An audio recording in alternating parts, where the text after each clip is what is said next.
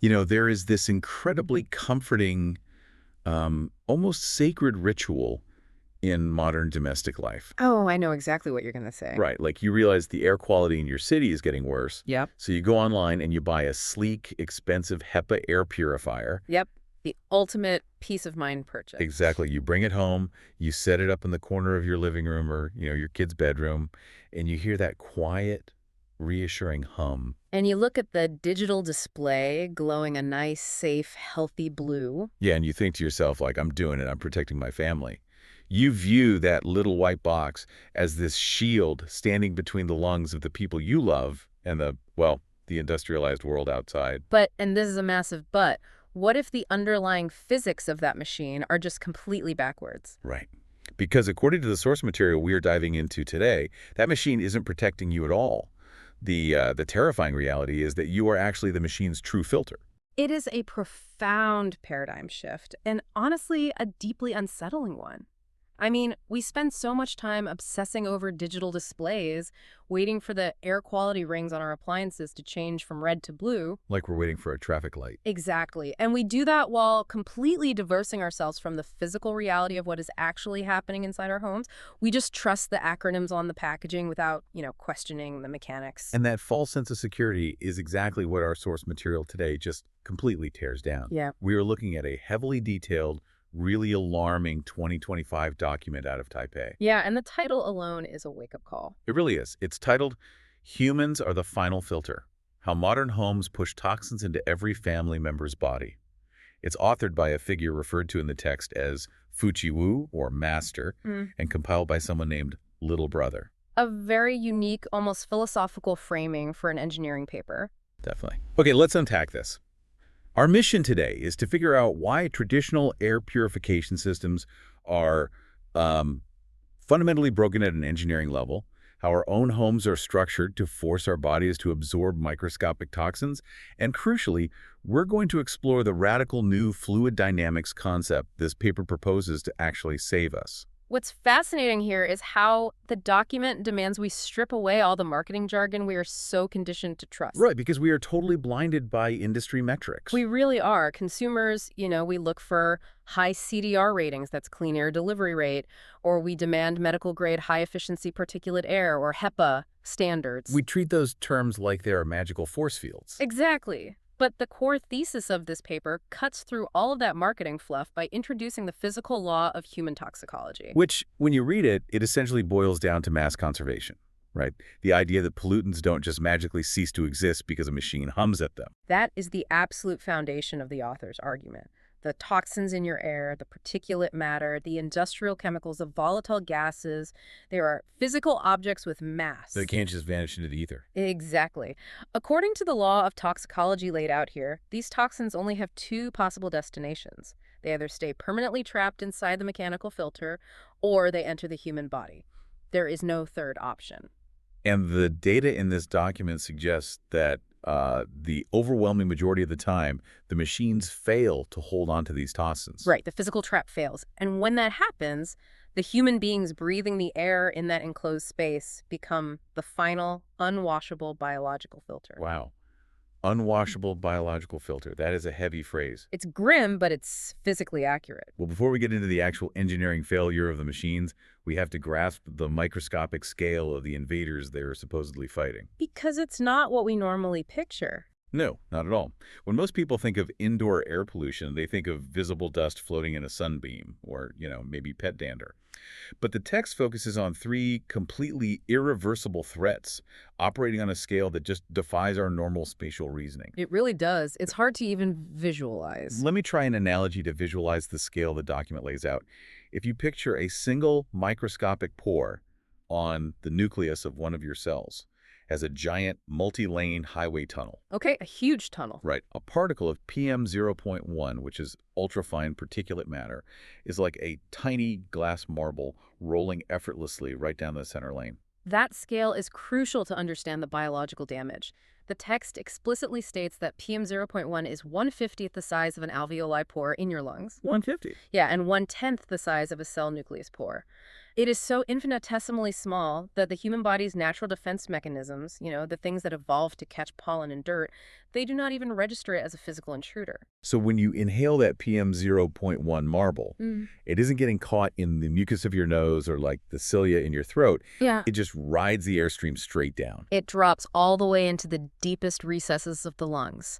And because it's smaller than the pores of the alveoli, those tiny sacs where oxygen is transferred into your blood, it slips right through the tissue. It just bypasses the lungs entirely. Right. From the lungs, PM 0.1 enters your bloodstream, it rides your circulatory system, and because of its minute size, it can actually cross blood vessel walls and penetrate deep into your organ tissue. And the document highlights the permanent accumulation of these ultrafine particles in the liver, the kidneys, the brain, and the heart, right? Exactly. I think the most chilling detail in the text is the realization that the human body has absolutely zero biological pathway to excrete these particles once they embed themselves in an organ. None at all. Like, you cannot sweat them out in a sauna. You cannot metabolize them. They just accumulate. The document notes the World Health Organization classifies PM 0.1 as the most deadly, irreversible air toxin on Earth for this exact reason. It is a permanent biological acquisition, Yeah. and unfortunately, that is just the first threat. The second irreversible fact involves aerosols. Right, which people usually misunderstand. Yeah, common knowledge usually equates aerosols with droplets from a sneeze or a cough, but the text defines them much more broadly in the context of indoor pollution. They are microscopic liquid or solid particles suspended in your living room air. But the real danger lies in their physical composition, right? Yeah. They act as sticky carriers. Yes, They are essentially microscopic Trojan horses drifting through the house. that is a highly accurate way to frame it. Aerosols contain a mix of water and lipids, or fats. This makes their surface incredibly sticky. Like tiny magnets. Exactly like magnets. As they drip through your home, they pick up airborne viruses, bacteria, and chemical pollutants. And because many of these aerosols are even finer than PM 0.1, they easily bypass whatever basic filtration you might have. So they penetrate the nasal mucosa, travel into the lower respiratory tract, and just deposit their sticky toxic payloads deep into the alveoli. Yep. And because of their size, they completely bypass our immediate sensory alarms.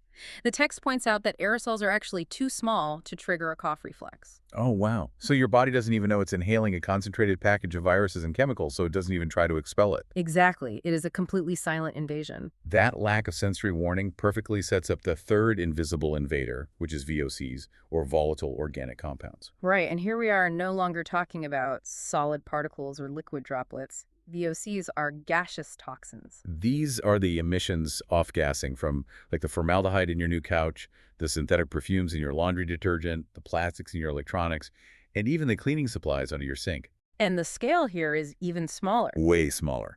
If PM 0.1 was a marble rolling through a highway tunnel, the text notes the molecular scale of a VOC is 1/1000th the size of that PM 0.1 marble. We are down to the scale of molecular gases. And being in a gaseous state completely changes how they interact with human biology. When you breathe in VOCs, they enter the alveoli, and they don't just sit there like a physical particle, they dissolve directly into your bloodstream. Just melting right in. Yeah. Furthermore, VOCs are highly lipophilic, meaning they are chemically drawn to fat. Once in the blood, they seek out and dissolve into your liver, your fat cells, and the lipid-rich environment of your nervous system. And the source stresses that their half-life inside the human body can range from months to years. Yes. You cannot simply exhale a VOC once it is dissolved into your nervous system. So we have these three microscopic nightmares, literally saturating our airtight modern homes. It paints a pretty bleak picture. It does. But here's where it gets really interesting. If these particles and gases are this small and this incredibly dangerous, why doesn't that expensive HEPA filter sitting in the corner stop them? I mean, we are paying for high-efficiency particulate air nets. Right, you'd think they'd do something. But the paper is absolutely relentless in its critique here, stating these machines are completely incapable of achieving zero penetration. Why is the engineering failing so badly? Well, if we connect this to the bigger picture, it comes down to a fundamental flaw in how the air purification industry approaches filtration, a flaw the source calls the plastic film effect. Okay, the plastic film effect. How does that work? Think about the physical structure of a HEPA filter. It is essentially a dense, fibrous mat randomly arranged to create a microscopic net. And to be fair, it does catch things initially. Like pet hair, visible dust, that kind of stuff. Exactly, larger pollen grains too. But any physical net functioning in a dirty environment faces an inevitable reality. It fills up. It's like painting over a window screen. Yeah. You do it enough times, and it stops being a screen and just becomes a solid wall. That is the plastic film effect in action. As the microscopic pores in the HEPA filter clog with larger debris, the filter loses its capillary action. It stops acting like a porous net and turns into a solid, impermeable sheet of plastic. But the machine doesn't know the net is blocked. I mean, the fan behind the filter is still spinning at high speed, trying to push a massive volume of air through a wall. And that creates a very dangerous differential in pressure. You have a clogged, solidifying filter on one side and a fan driving high-pressure air against it on the other. And the air has to go somewhere. Right. The text explains that this intense high-pressure environment literally forces the microscopic pollutants, the PM.1, the sticky aerosols, the gaseous VOCs, straight through whatever microscopic weaknesses remain in the filter casing or the fibers themselves. It's like squeezing water through a cracked dam. Exactly. It's a phenomenon called high-pressure penetration.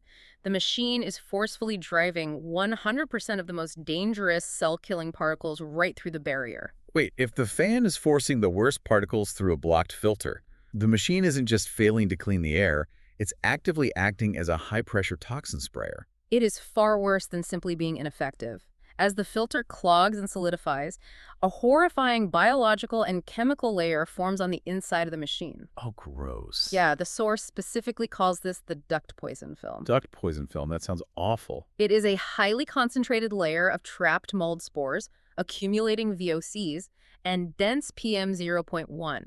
Because the air can no longer flow cleanly through the filter, it is violently scraping against this concentrated toxic film. So it picks up a dense, heavy payload of these poisons and then blasts it back out into the room. Yes. So machine is literally weaponizing the home zone pollution.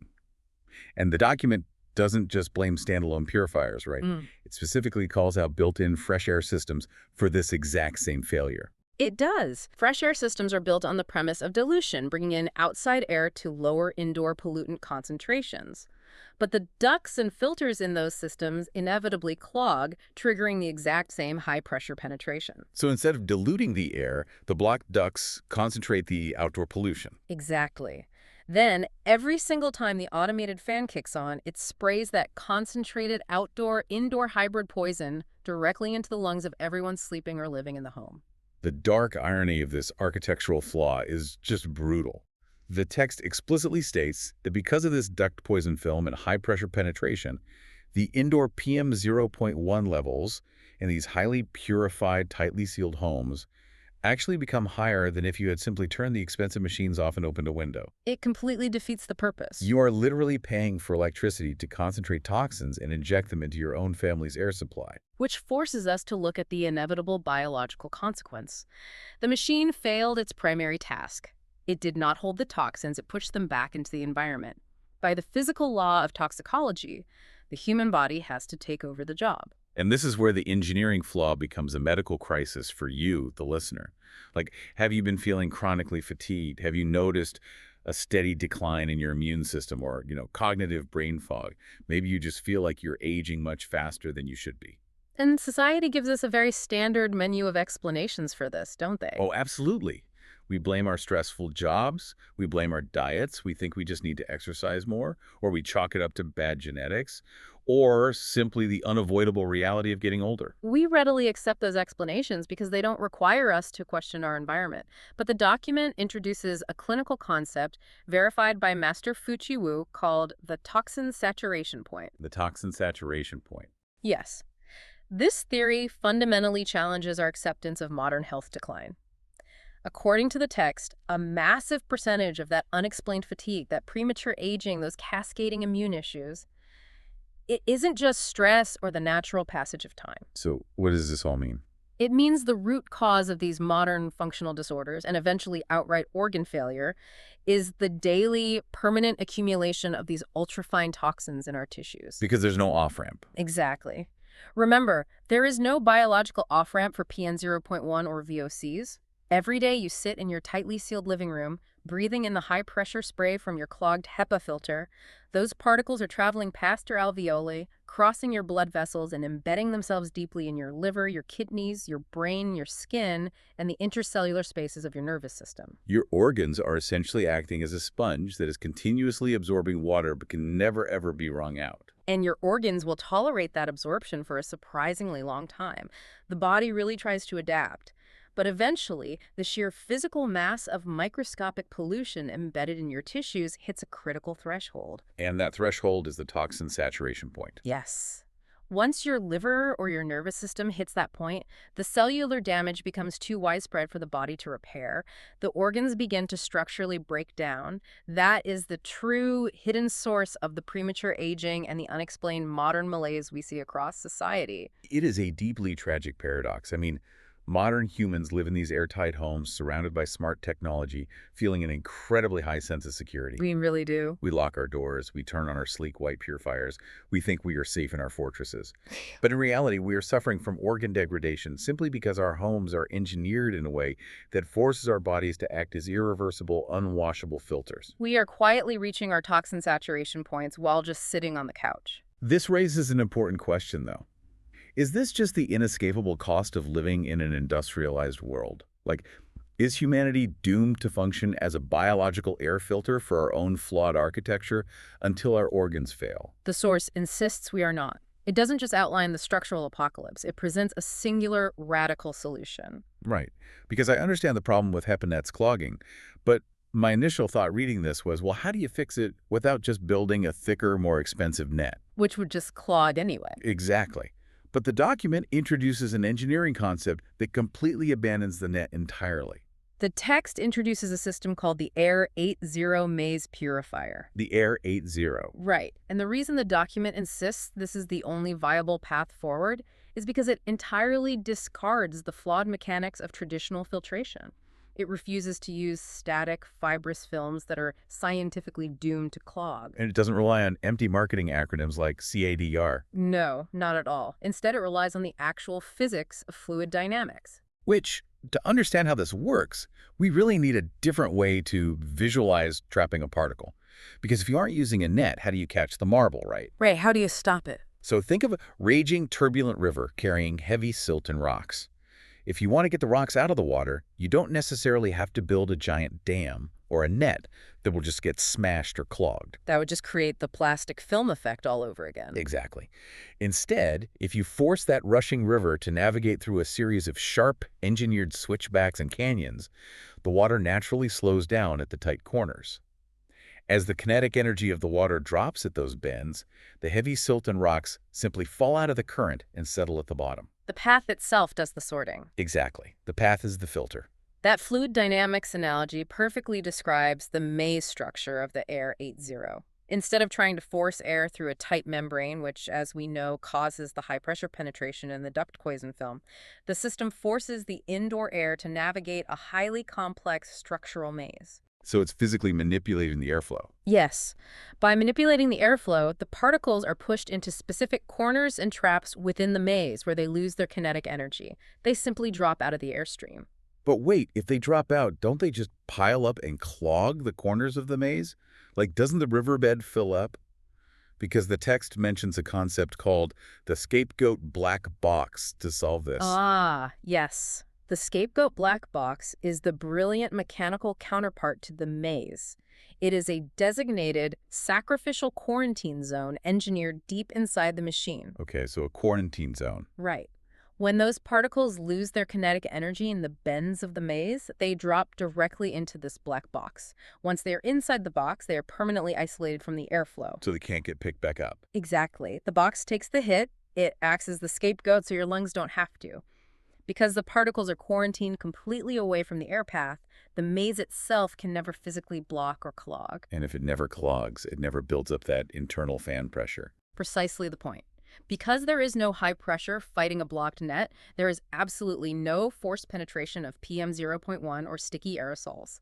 The fluid dynamics ensure the air flows smoothly while the mass of the toxins is stripped away and permanently jailed. That makes total sense for physical particles. But what about the VOCs? I actually pushed back on the text here initially because VOCs are gaseous. Right, they aren't physical marbles. Yeah, a river bend might drop heavy silt, but a maze can't strip kinetic energy from a gas in the same way. Traditional purifiers try to use carbon to soak them up, but the carbon just saturates. So how does the Air 80 deal with formaldehyde gas? Well, it doesn't try to trap the gas in a carbon sponge. The text states that the Air 80 actively breaks down VOCs at a molecular level. Wait, it breaks them down. Yes, What? because the maze structure prevents the high-velocity, high-pressure rush of traditional fans, the air spends a controlled, precise amount of time within the system's processing chambers. Oh, so it slows the air down enough to actually treat it. Exactly. This controlled environment allows the internal mechanisms to fully dismantle the molecular bonds of the VOCs, essentially destroying them before the air ever exits the machine. That's incredible. It really is. It entirely destroys PM 0.1, neutralizes aerosols, and breaks down VOCs without ever creating the conditions for backspray. It is a complete structural reversal. The mission of the Air 80 isn't just to, improve air quality in some vague, unmeasurable way. No, its actual engineering purpose is to structurally rescue humanity from the tragic fate of being the final filter. It shifts the burden of permanent accumulation off of our liver, off of our kidneys, and off of our nervous system, and forces it into the machine's scapegoat box where it belongs. That is the ultimate urgent takeaway of the source material. It is a plea to recognize that we have engineered a highly efficient trap for ourselves. We really have. We built airtight boxes, filled them with off-gassing chemical compounds, and then tried to clean the air with machines that structurally guarantee the poison will be pumped deeper into our cells. The Air 80 is presented as the only mechanical escape hatch. Reading this, it completely reframes how you look at the four walls around you and the appliances you plug into them. It changes everything. And it leaves us with an incredibly profound, almost haunting thought to mull over as we wrap up. The text explicitly points out that world public health organizations and modern medical science have entirely ignored this architectural flaw in our homes. Completely overlooked it. Right. We spend billions of dollars globally researching biological and pharmaceutical cures for premature aging, chronic fatigue, and organ decline. But if our own living spaces and our most trusted appliances are actively acting as microscopic poison delivery systems simply because of an overlooked engineering flaw. A simple failure to respect fluid dynamics. Exactly. It makes you wonder, what other unexplained modern health epidemics are we frantically trying to treat with medicine when they're actually just bad structural design disguised as biological failure? It's a terrifying question. It really is. So next time you hear the quiet, reassuring hum of that white box in the corner of your room, you might want to ask yourself, who is really doing the filtering? Air 8 Free Maze Purifier. The world's first single-pass purifier. Combining ionization, electrostatics, and airflow maze. The machine replaces humans. To absorb and destroy every toxin. Air enters the ion zone. Viruses and dust gain negative charge. They pass electrostatic filters. Then enter the toxbox maze. Aerosols dry on electrode walls, breaking down into CO2 and water. Inside the maze, air twists and strikes over 60 times. Each turn ends a toxin's life. Billions of particles in 0.1 second are fully purified. It releases Earth's purest air. The superheaven air quality. 8-free, dust-free, germ-free, toxin-free. Smoke-free, odor-free, heavy metal-free. Microplastic-free, aerosol-free. Not just an air machine. The only key to lifespan freedom. U.S. Patent No. 8268058B2.